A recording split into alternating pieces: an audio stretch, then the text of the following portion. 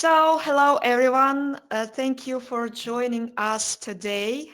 And today our topic is Phygital festivals, designing and delivering hybrid cultural events. But I will talk not only about festivals, but about cultural events in general, because this is my field of work. I work at Inloco Gallery, and for those who don't know me, my name is Olga Kai. I'm the head of immersive projects at Inloco, and I lead all the metaverse projects of our gallery. And when we create phygital events, I am usually responsible for the virtual part. But let's start with the basics. What is a phygital event? Well, a phygital event is one event that happens both offline and online at the same time. And it has two audiences. One audience sits in a physical space and the other one is in the metaverse.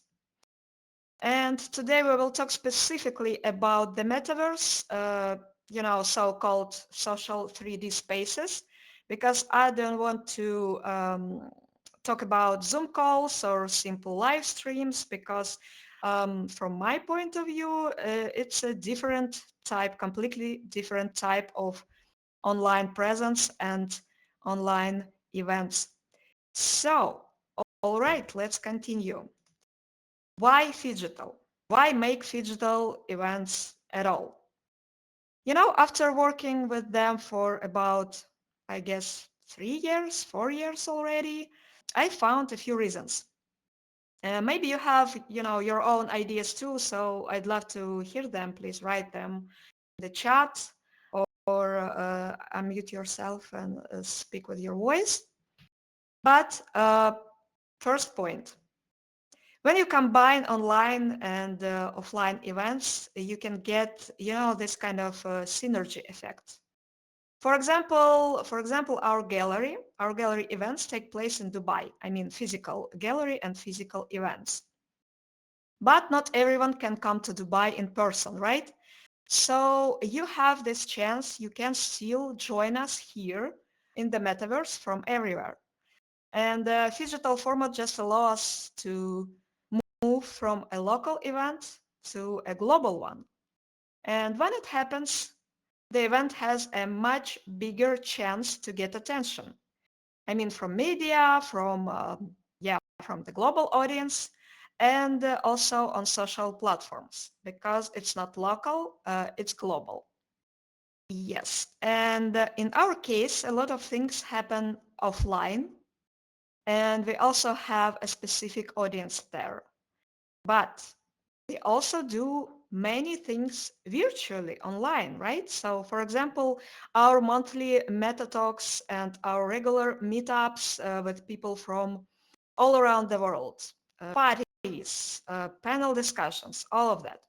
Sometimes these two worlds, I mean offline and online, exist kind of separately. And we want to keep our online audience, connected to everything that gallery is doing, not only to our metaverse projects. And for many people who only attend our offline events, our metaverse activity is just word.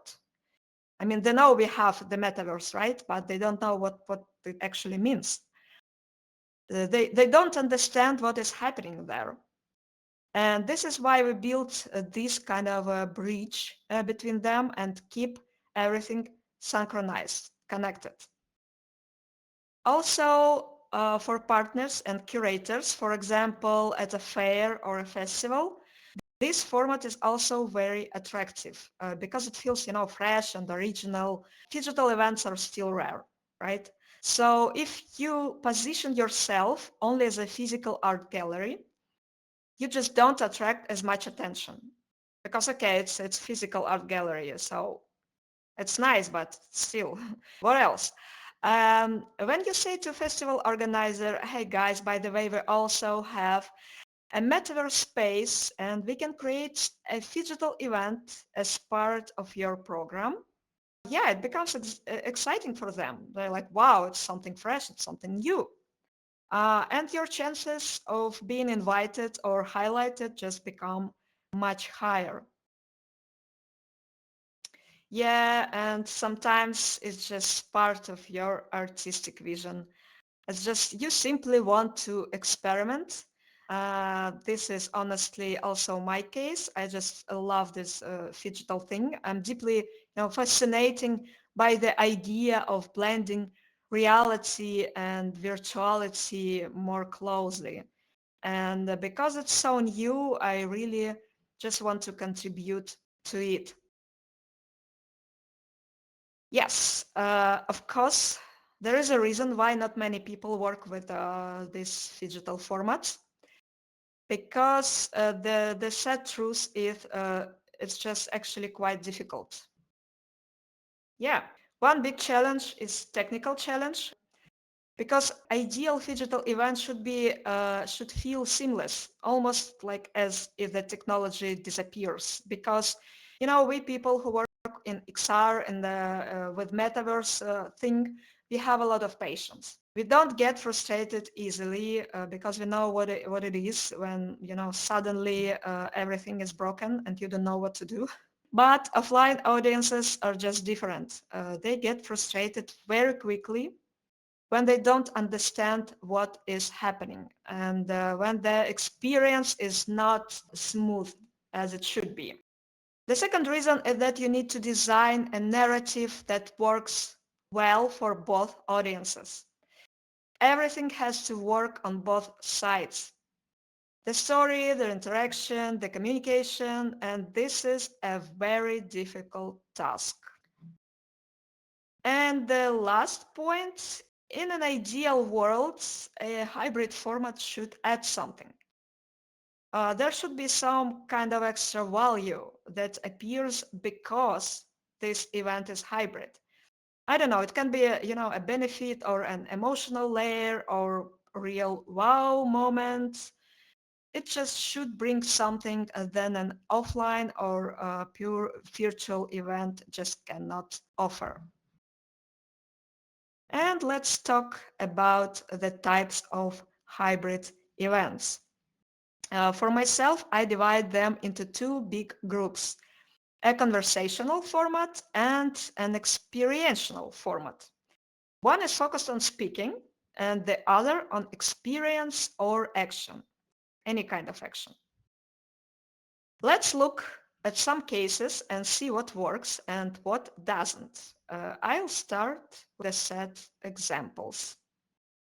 When your speakers are online and your audience is split between online and offline, unfortunately, this format fails because the offline audience feels abandoned.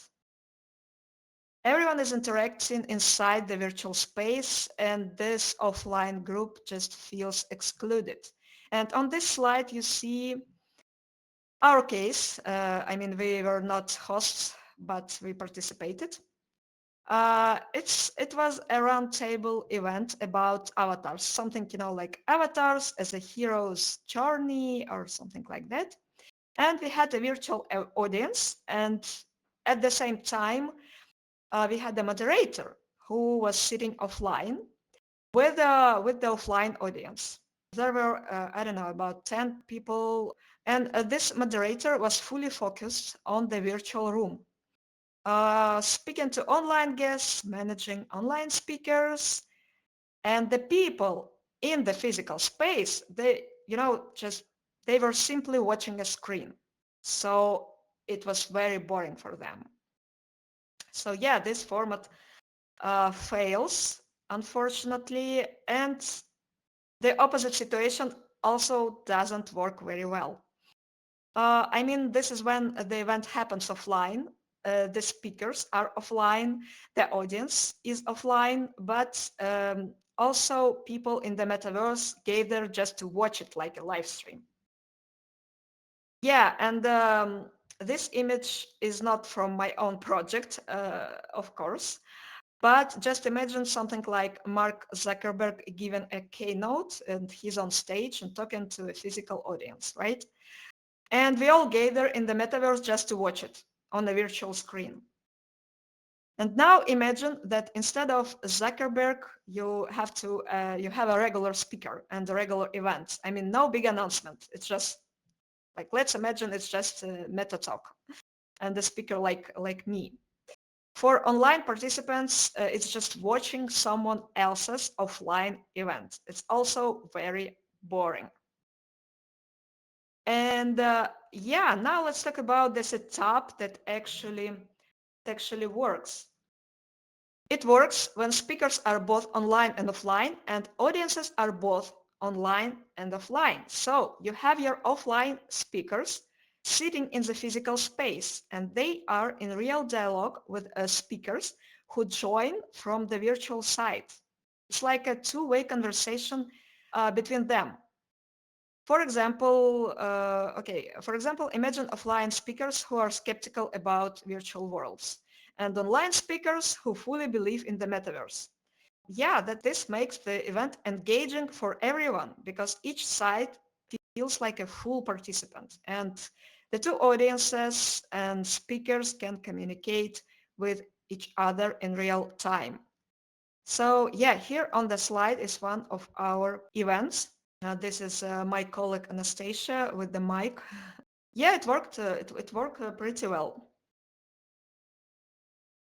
Yeah, in the conversational format, there is basically only one setup that works well. I already described it. And let's move on to the experiential format. By experiential, I mean formats built around action. For example, a guided tour, a performance, any kind of activity happening inside the virtual world. Not just talking, but showing something. And the first case is when people in the physical space put on VR headsets. Here you see photos from Venice Immersive this year. I was there, so I took these pictures. Every year they have a venue with a VR booth where you just walk in, put on a headset, and you can join a world inside VR chat. Inside that world, there is a guide who leads a tour for people joining from Venice and for the people joining from home with their own headset. And this format works very well. But it's very expensive for the physical organizer because each person in each booth needs an assistant, needs someone who can explain what to do, who can help with launching the app, who can help move around and all this stuff. And it's hard to gather many people offline because there were, if I remember correctly, maybe 6 booths or 7. I mean, just there were very few offline slots for each guided tour. But this experience itself works very well. And it doesn't always have to be headsets because sometimes you can use smartphones instead. But there is always a question why?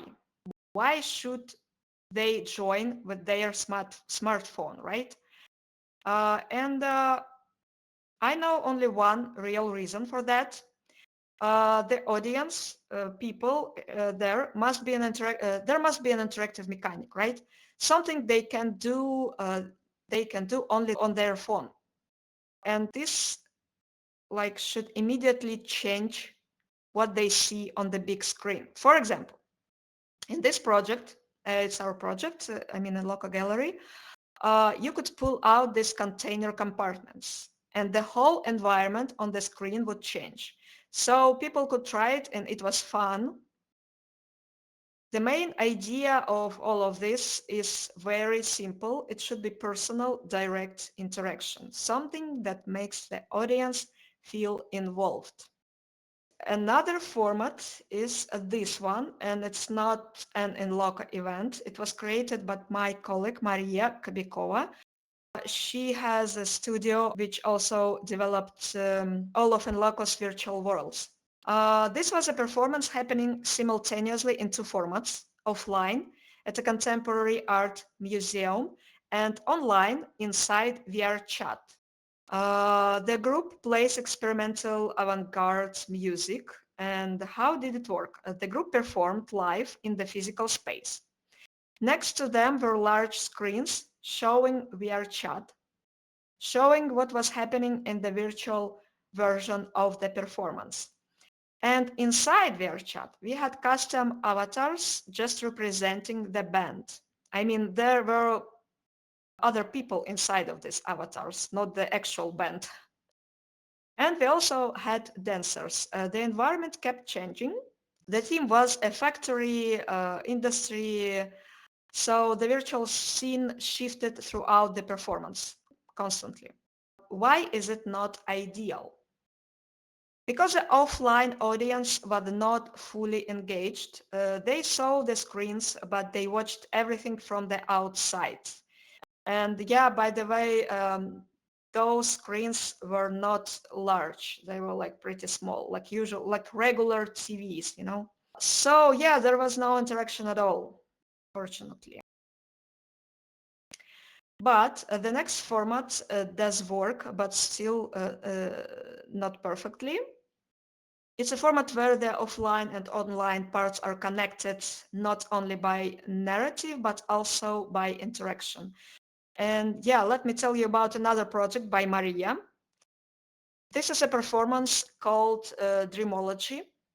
In the physical space, there was a dancer wearing a full body VR tracking suit. I mean, not suit, but full body trackers. And in the virtual world, she had a partner, a dancer from Denmark. They were dancing together in VR. And the narrative was about a girl who falls asleep and enters a kind of limbo, I guess. Her virtual partner tries to convince her to leave reality and go into this virtual dream world.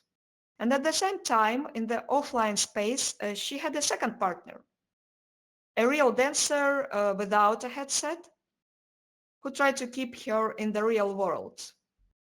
And both the online and offline audiences voted for the ending of the performance. They could choose. There were two options.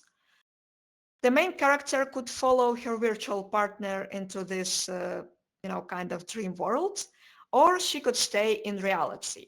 And I remember we all voted together and we choose for her to go into this dream world. And in the virtual world, her partner took her by the hand and they walked up the stairs and then disappeared in the end of this performance. And in the offline space, she simply laid down on the floor and became still, like probably dead or I don't know. So she left her physical body. It was a very interesting format. Instead of screens, they used this specific fabric where the VR chat world was projected, not the screens. But why I call it not perfect? Because there is still a problem. The offline audience is not fully immersed. So, in the next performance, Maria created an ideal format, and here is how it worked. In the offline space, we had dancers. Some of them wore VR headsets and danced inside VR chat, physically and virtually. There was a large screen showing their avatars from the outside, so the audience could see how the avatars moved in the virtual world. And in the middle of the room, I mean physical room, there was a big red button, and the audience could press it.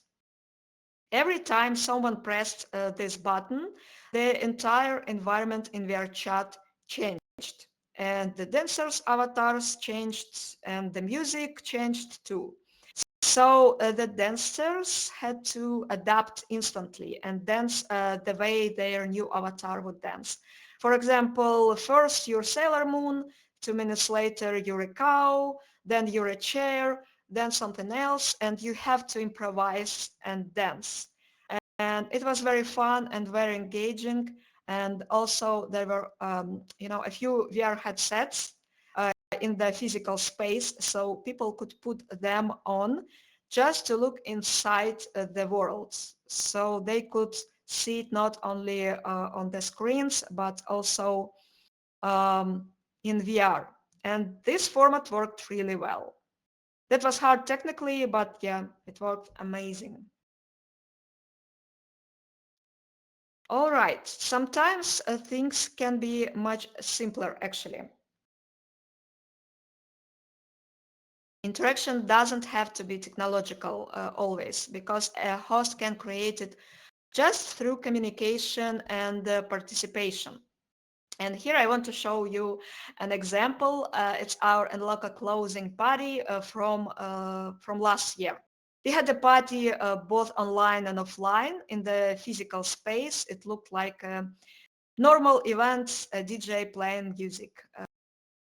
Of course, we have our usual VR corner with a headset, but we also had screens showing our party happening live in spatial. Many of you probably recognize yourself from the inside of the virtual world. So what made it fun? For the online audience, it was a great music, the general vibe of a metaverse party. By the way, I have to mention Stilo here, because he hosts amazing music parties here all the time. Our DJ, I mean our physical DJ, he knew nothing about the metaverse, but he talked to us during the event. I mean, he said hi to the avatars, he made jokes, and even asked someone to, move that pickup truck because it was blocking the road in the virtual world. It was very funny. And people in the physical space could see everything on the screens. It was just a fun audiovisual layer around the offline party. So DJ worked for both audiences at once, and it worked pretty well. But there are many other options because, in the end, the real goal is simple: to create emotion. Actually, to create emotion. This is the main goal. And here is an example of a solution we came up with at Inloco. Anastasia was hosting an event in the physical space, and her task was to talk about how we work with the metaverse, and also to give a guided tour of our first virtual world. It's called Useless Palace, and it's just a desert with an exhibition space, like basically a white cube gallery. And at the same time, a virtual audience joined the guided tour from the metaverse, but we decided to add an unexpected performance.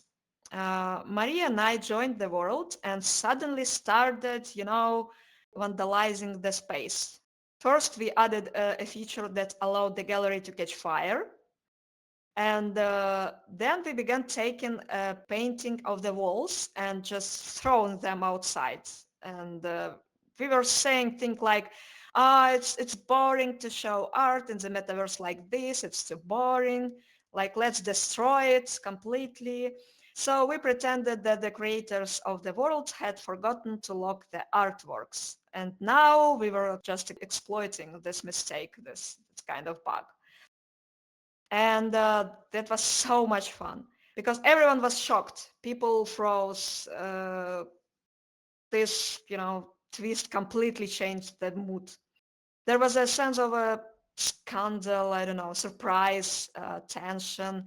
And everyone was awake and fully engaged because probably people were thinking about what is going on. What do they do now? How are they going to fix this? Oh my God, it's so terrible. What is happening? And in the end, of course, we revealed that we were from the gallery team. So we just explained our message that you shouldn't simply copy real world practices into virtual worlds. You need to kind of rethink how art is presented, and you need to use the medium, the metaverse. You should use it correctly. You should add some value to this. And people loved it. It's created strong emotions. It turned a simple guided tour into something memorable. And actually, that was my favorite event. I think it was great. And yeah, completely different case, actually, a fun story. Fun story. Nobody planned anything. Something unexpected just happened by itself. This was a festival called Pobegi, and it took place in the metaverse and at the same time in a real forest. We were not the organizers, we're just speakers at that festival. And the organizers simply decided to make it unofficial in the woods.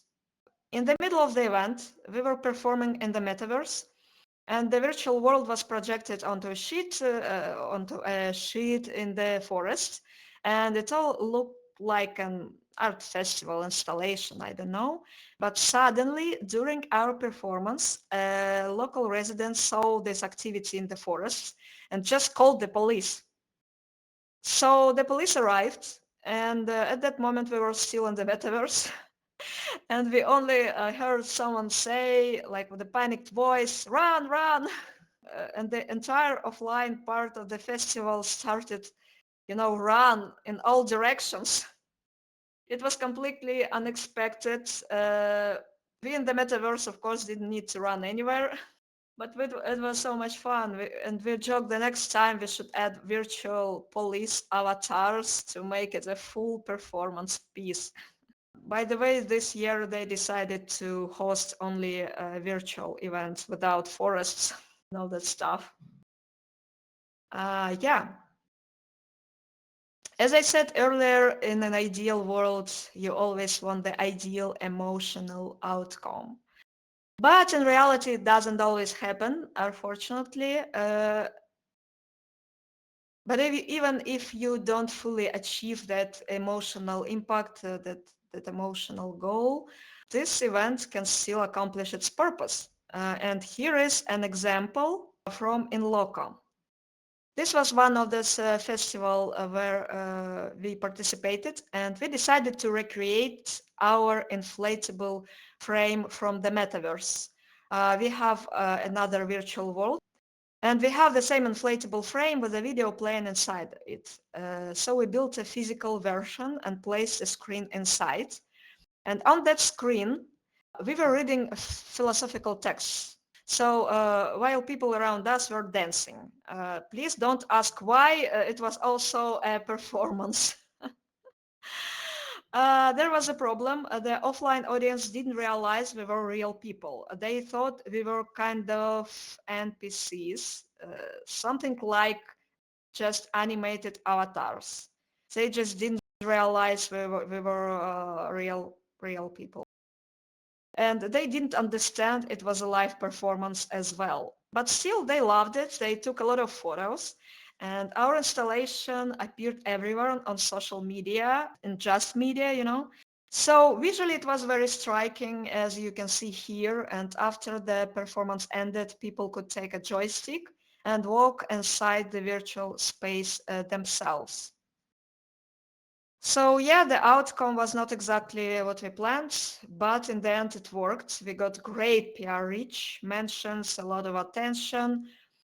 So yeah, thanks to this piece.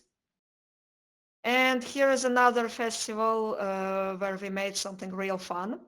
We found an old black and white, actually Soviet TV, and it still worked. Yeah, it was hard to find one that still worked. We connected VR chat to it. I mean, actual VR chat, like one. And the TV was actually showing the virtual worlds, our virtual worlds inside VR chat.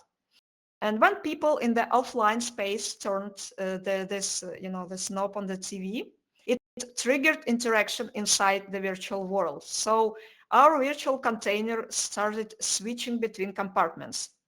And by turning the knob, the person would kind of pull out a new compartment and the whole environment changed. It was really fun for the offline audience, especially when they realized it was a real interaction. It's not just a video or something. And they could hear my voice inside VR because I was given a guided tour at the same time, guided tour for our online audience. And after seeing this, many of them wanted to put on the VR headset finally and to see what the world actually looked like from inside. So offline, there were a lot of emotions, a lot of curiosity, very strong reaction. But for the online audience, there was a problem because when people kept turning this knob too fast, the world inside VR changed constantly and chaotically. It was almost, seizure-inducing. Yeah, that was tough. So we didn't fully think through the interaction logic, but I still believe we should revisit this mechanic because overall it worked extremely well and created a great experience. Yes, and that was my last case. I just want to finish with how I see the future hybrid event. I think this situation will change completely with this augmented reality glasses because we will see many true mixed reality experiences. That is real blending of the physical and the digital, and this is the thing I'm dreaming of constantly. I also think large-scale projections will matter a lot because they let people step into a virtual world without wearing a headset. Surprisingly, many people just don't want to touch this diabolical device. I don't know why, but that's true. It will help us completely stop this separation between online and offline for the audience. And everyone stays in the same physical space, but still experience something digital and immersive. And of course, I hope we will see more interactivity. This is probably just my own wishful thinking, because I know from practice how well it works, even if many people still don't realize its potential. I will definitely try to add more interactivity to our project in the future, probably the next year. Yeah. So thank you guys. Thank you for listening. I hope this wasn't too boring. And so see you guys next month. And thank you for coming.